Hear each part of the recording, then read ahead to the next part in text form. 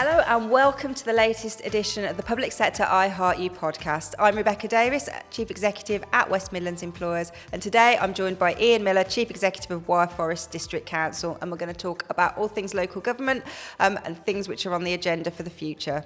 Ian, thanks ever so much for joining me today. Appreciate you've been at Wyre Forest since 2009, so you've seen a lot of changes in the past and will no doubt see a lot of changes over the coming years. Just tell us a little bit about your leadership journey and what drew you into local government in the first place and some of your highlights along the way. Thanks for the invitation to have the chat. I've been in local government for nearly a quarter of a century now, but I started off originally as a civil servant and did 13 years in the Welsh Office and briefly the National Assembly for Wales, as it then was. And a number of the jobs I did at that time were to do with local government. So I did the legislation on council tax, that's my fault. I did the legislation on local government reorganisation, that's my fault. And also the devolution legislation. I ended up being responsible for local government finance in Wales, and unfortunately my opposite number at the Welsh Local Government Association sadly died, and I was offered the opportunity to take his job. So I became the poacher, as it were, instead of the gamekeeper. Yeah. And so I joined the Welsh Local Government Association in 2000, and then very briefly worked there for about 18 months before I was lucky enough to land the job as Chief Executive of Denbighshire County Council in North Wales, which was one of the small unitaries that were created in 1996, and then came to Wyre Forest, as you say, in 2009. Wow, so you've obviously seen a lot of changes over the years and overseen a lot of changes yourself. What would you say your highlight has been in your career at Wyre Forest? So many things to mention. Of course, if you've been in an organisation for a long time, there's always lots of change that's going to happen across your career. I think what I would say was around initially making Wyre Forest less insular, in the sense that it did everything itself. And one of the early challenges was getting the council to agree to enter some shared services. There was a big programme back in when I joined around enhanced working across the county and the districts in Worcestershire. So that gave birth to things like Worcestershire Regulatory Services, which is still unique in England in terms of all 6 districts have their licensing environmental health delivered through a shared service.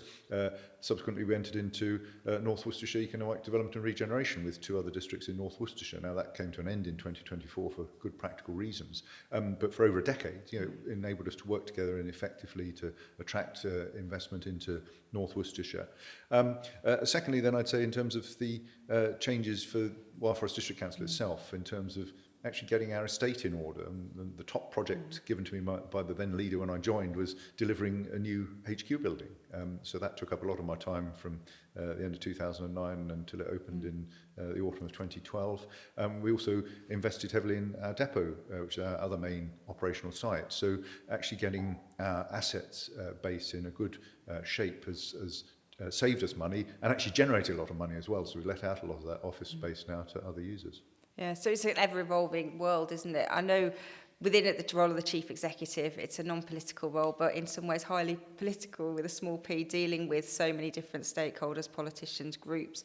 If someone was thinking of moving into that role, how can they get that experience? Where does that experience come from to sort of prepare you for the level of politics and working across different groups that you might need? Yeah, some people lament the demise of the committee system. I never worked under the committee system, so I don't actually know what it was like. I've always worked in the cabinet system, both in Denbighshire and Wyre Forest. But obviously, direct consequence of having this sort of role is you are spending a lot of your time with politicians, not just the ruling group or whoever's in the cabinet. They're the people you probably spend most time with, but also having to work across the different political groups. There's no substitute for actually getting that opportunity. As you work your way up through the career, obviously you need to have a relationship with your cabinet member, or if it's a committee system, the committee chair, and so on. And that's something that obviously people who've got aspirations to step into the most senior roles need to build that experience over time. So seize the opportunities, I think, would be the advice I give on that. Yeah, I think it's always really difficult because sometimes I think as people progress in their career, they don't often get that exposure to members until they're in those roles, or often struggle to articulate how they've had that experience, supporting, advising, working alongside elected members of different parties. So What advice would you give someone if they were coming up in their career to sort of make sure they get exposure to members rather than trying to perhaps avoid those scenarios because they feel it's not beneficial for them? Well, obviously you need to have a reasonable understanding of politics generally. So you need to keep abreast of current affairs, both at the national level and locally, in terms of understanding what the drivers are for political parties in particular. And bear in mind, of course, in many councils we still have some independent councillors as well, so they're not actually aligned with any particular political dogma. And if you can't actually get yourself in the situation where you're working directly with members, in terms of working with a cabinet member or presenting a report to a committee, that doesn't stop you watching the proceedings. Turn up at the meetings if they're not already webcast. I know most councils do webcast them like my own, so you can watch from the comfort of your own home, catch up in the future. But that's the thing, to see and hear what the politicians are thinking and saying. It's a really good way of building your knowledge of politics, even if you're not necessarily getting that direct interaction. So otherwise, I think it is just about looking out for those opportunities to persuade colleagues that if there's some working group that members are involved in and it's relevant to the work you're doing, to make sure that you're involved in it. Yeah, absolutely. I think that putting yourself forward is part of that skill set, which we need to encourage, don't we, as part of that succession planning. Obviously, looking to the future for local government, it's hard not to mention devolution, local government reorganisation. I know you've been involved in that many years ago when there was a drive, it was 2000, wasn't it, where the last reorganisation, I think, happened in our region. What are your thoughts, really, on the future and what it holds for local government and what it's seeking to achieve? Well, of course, the government wants to abolish my council is the summary, and that's the position facing all the district councils across Shire County, England. Equally, of course, this affects our county colleagues as well, and we'll wait to see. And it may not be until the middle of next year that we hear what the government's decisions are, because unfortunately, in virtually every area, there are contested views about what the right pattern of unitary authority should be. But one thing is absolutely certain. My own council will have only one unitary authority successor. We don't know in Worcestershire whether we're going to end up with two unitaries or one. That's the choice, so it's actually quite a limited choice compared to some county areas. Is it the right thing to do? Is it actually going to result in local government? Still remains to be seen. My own council actually backs a single unitary for Worcestershire, but that's because the government's policy is very clear. It says that it wants unitaries with a population of 500,000, and if it's going to stick to that as its clear policy, then there is only one answer in Worcestershire. Worcestershire has only just over 600,000 people in it. Now, of course, other colleagues are seizing on the fact that there seem to be some indications of flexibility around that, and some favour two unitaries as a solution in Worcestershire. And as I say, we'll just have to wait to see in the autumn whether two proposals are finally submitted, and ultimately then the government will have to decide next year which one's taken forward. But it's an exciting time for local government, I feel, in terms of there is the opportunity to design changes to how things are done and to join up services perhaps in a way that's not possible within the current structure of districts and counties. As I say, in Worcestershire we've got a strong track record amongst the districts in particular of working together, so plenty of examples of shared services between 2, 3 or even all 6 districts, and I'm sure these are useful skills and experiences on which we will draw in devising the new arrangements for unitary local government. Yeah, and I think the key is how do you keep the local in any plans that go forward. So what are your thoughts on the best way that can be at the forefront so that local government does what it says on the tin, it keeps local? Yes. There are two things that I'd point to. First, and I know this is the case in a number of district areas where they don't have parish or town councils in their main towns. And I know that there's a process that a number are going to go through to have community governance reviews to look at creating parish councils, which will ultimately be called town councils or city councils or whatever. And as part of that process, there's the opportunity for district councils to transfer key local assets to those new councils on their creation. As it happens in Wyre Forest, we went through that process in Kidderminster nearly a decade ago, and when Kidderminster Town Council was created, we transferred the town hall and the toilets and a number of other local assets to it. So I think that's one of the ways to keep local government local, is by making sure that there's a strong tier of town and parish councils, even if ultimately they're within the footprint of a much bigger unitary, because that's what local people probably value most about local government, apart from the fact that we collect the rubbish every week. It's about those local assets, the parks, the community centres, the toilets, things like this.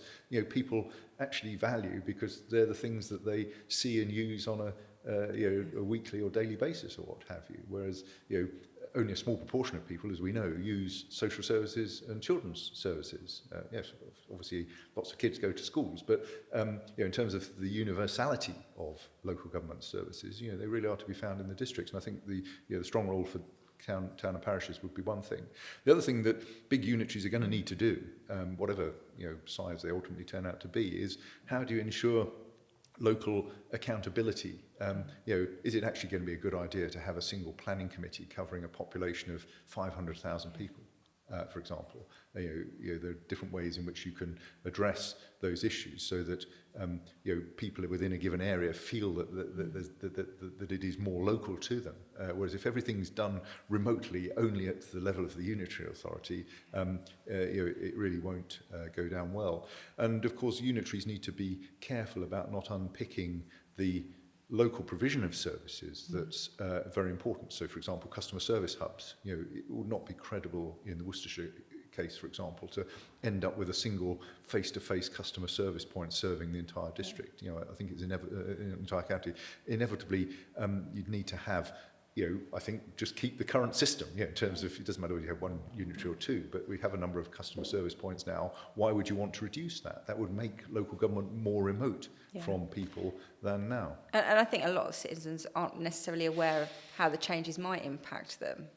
Looking ahead, we've also got devolution, which is another factor really to be considered, isn't it, in that reorganisation. It's what will then be devolved across multiple strategic authorities, which areas are also grappling with as a puzzle really about what pieces slot into place. What do you see the benefits will be to areas which haven't currently got a combined authority, having one as part of a refreshed reorganisation in an area as well? Is that going to help? Well, of course, what's happening is we're replacing two levels of governance with two levels of governance.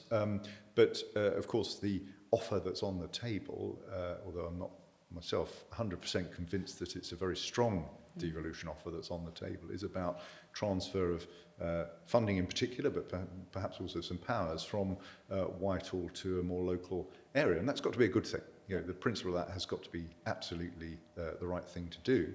But personally, I'm concerned that it isn't a very strong package. Now, of course, as I mentioned, I worked on devolution in Wales, which involved real devolution, the physical transfer of functions from Whitehall to Cardiff and to Wales in an elected institution which since then has taken on even wider powers. Initially it didn't have powers of primary legislation, for example, and that's now come with further reforms in the guise of the Senedd. Now, clearly we're not going to see parliaments created for the different parts of England, but is what we're actually getting offered at the moment really more like delegation than proper devolution? Proper devolution would see the powers transferred from Whitehall and exercised locally without any interference from Whitehall, without any oversight from Whitehall, without any powers for the Secretary of State to intervene. Now, I don't think that's the model that's on offer generally. A lot of the powers they're talking about are ones where they're talking about things like co-production and jointly exercising them and working in collaboration with bodies like Homes England and things. Well, that doesn't sound like devolution to me. What we really need to see, whatever the footprint turns out to be of mayoral strategic authorities in the West Midlands, is real hard powers transferred from Whitehall and fewer civil servants in Whitehall because the job's going to be done locally. And that is, I think, yet to be defined, isn't it, in the detail which people want to see. The natural follow-through of that is that the money has to follow through with the devolution. And I know from your role you're also lead for finance for the district council network, so very integrated really in the proposals across district councils nationally for what you want to see happen in finance settlements in the future. The BAU is obviously continuing whilst LGR, devolution debates, proposals are being considered. So what would you like to see around finance settlement and the promise of a multi-year settlement for local government to keep services evolving in that BAU period? Yes. Yes, well, it's back to the future, isn't it? We used to have multi-year settlements, so giving us something that we used to have until about 10 years ago is not really much progress, is it? Clearly, the government's got an agenda, and rightly so, to see reform of the funding formulae, because they're woefully out of date, and they do need updating, and they've given a clear signal that they expect the new formulae to focus on things like deprivation. And again, the principle of that has to be right, doesn't it? You would want local government to be funded according to need, and one of the principal drivers of need, but it's not the only driver of need, is deprivation. Fine, on things like highway lengths and road maintenance, of course it's obvious that the need will be driven by how many roads you've got to maintain and how many vehicles travel over them, that sort of thing. Whereas in terms of many of the services that local government is responsible for, deprivation is a significant driver in addition to population. But there is a concern that given what's happened in the settlement for 25-26, that that might be shifting a bit too far towards deprivation at the expense of more rural areas where, of course, there are different cost drivers, and it'd be important that any new funding formula also takes account of the effect of sparsity, because that certainly adds to costs in service delivery. Districts, of course, have done exceptionally badly for the last 15 years out of local government finance settlements. They've had by far the biggest proportional cut in government grant. And we continue to see disproportionately bad treatment within the settlement. So, without the funding that's come through in 25-26 for enhanced producer responsibility payments, districts would have seen a real terms cut in their total funding package. And we continue to have lower thresholds set for council tax than for other types of authority, including fire and rescue authorities and police and crime commissioners, and there's no justifiable rationale for that. Why should the services that district councils provide be treated as less important than the police or social services or what have you? Obviously, districts are going to disappear, so a lot of what I say is more about local government generally. The successive governments have run away from proper financial devolution for councils, and that's got to involve scrapping referenda on council tax altogether. Trust councillors to take decisions and be accountable for them at the ballot box. No councillor is going to get elected again if they put up council tax 20% a year for 4 years. You can expect councils to behave reasonably. But clearly, if they've got financial problems which mean they need to put it up sharply in a period, well, of course, they should have that flexibility. They shouldn't have to go to the cost of a referendum, and no one's ever successfully had a referendum on council tax, have they? And where are these referenda on tax changes from the government? They don't have to do them, do they? So why should councils be subject to that? Either they are properly accountable, democratically elected bodies, or they are not. So we need to see true devolution in finance, and that's got to go beyond flexibility on council tax. It's got to involve looking at a range of other measures, creating new taxes for councils. Tourism tax is the obvious example. Where can you go on holiday these days outside the UK and not pay a tourism tax? And in fact, of course, it's coming to the UK because Wales and Scotland are going to be doing it. So why not England as well? But why not change so many other pieces of legislation on fees and charges? Good. The government has finally accepted that councils should set planning fees. But we need that across the piece on fees and charges. The fees and charges for alcohol licensing haven't changed since they were introduced over 15 years ago. Councils should just be given the powers to set these fees and charges. And fine, it can be subject to a requirement that they can only be at full cost recovery. They can't make a profit out of it. But why can't we have these changes that would give councils a wider range of resources to draw upon? And many of which should be under their full local control. Absolutely. I think there's a real scope, isn't there, for hopefully the opportunity for a different conversation between government and local government about what its responsibilities are, what its statutory responsibilities are, because I know there's a lot of statutory responsibilities on councils which many feel shouldn't be there now. They should be discretionary. I mean, what are your thoughts on the future of those? Yes, I mean, actually the other big elephant in the room on local government finance, of course, is that the government and successive governments have not sorted out funding for social care and, of course, things like special educational needs. These are big problems, and in district council land, it's temporary accommodation.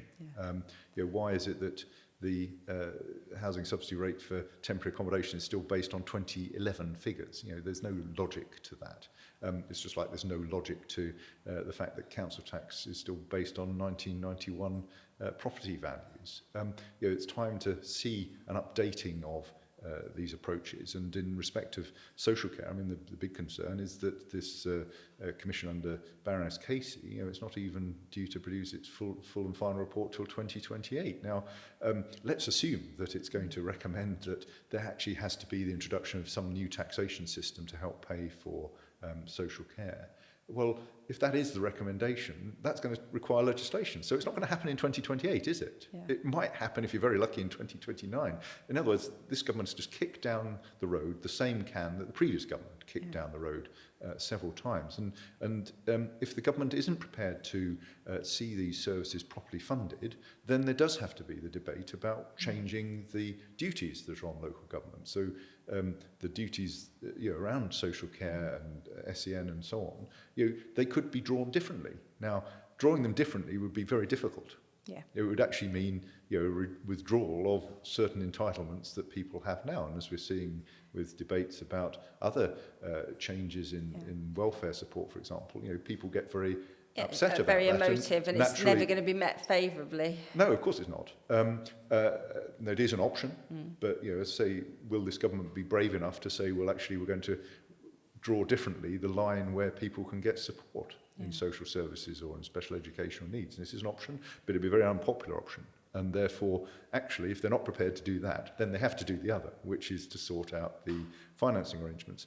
In terms of whether you could change some duties to become entirely discretionary, I think that is very difficult now. For example, I can't see how you could suddenly say, well, actually, social care is going to be entirely discretionary, or children's safeguarding is going to be entirely discretionary. I just don't think that's possible. There may be some limited examples around the edges. Libraries are actually a statutory duty. Yeah. Now, clearly, the number of libraries you have, it's reduced what everywhere. hours they're open, and so on and so forth, is a matter of choice. And therefore, many councils have had to reduce what they do. But you could take it a step further and say, no, actually, that is perhaps one statutory duty that could be reviewed and taken off. But you can imagine the fight about that, just as there would be a fight about reducing any other duty. And obviously, the things that are discretionary, but that is the other big problem that will come the other side of reorganisation, is that reorganisation, of course, it will save money to have fewer councils in an area. No one disputes that. But any savings are just going to be swallowed up by social care, SEN, temporary accommodation. In other words, it's not going to release resources that would allow any new council to invest in different preventative services, or suddenly to invest in lots of house building or regeneration projects or what have you. I've got a real fear that the government will not speedily or successfully solve the problems of funding of the services that county councils are responsible for, which means that any savings from reorganisation, as I say, are just going to be swallowed up by the ever-increasing burdens of social care and SEN. No, absolutely. I mean, I think there are a huge number of issues which certainly we'll be grappling with for a number of years. Ian, thank you ever so much for joining me today. It's been really insightful hearing your thoughts on a range of themes, so thank you. Thank you very much.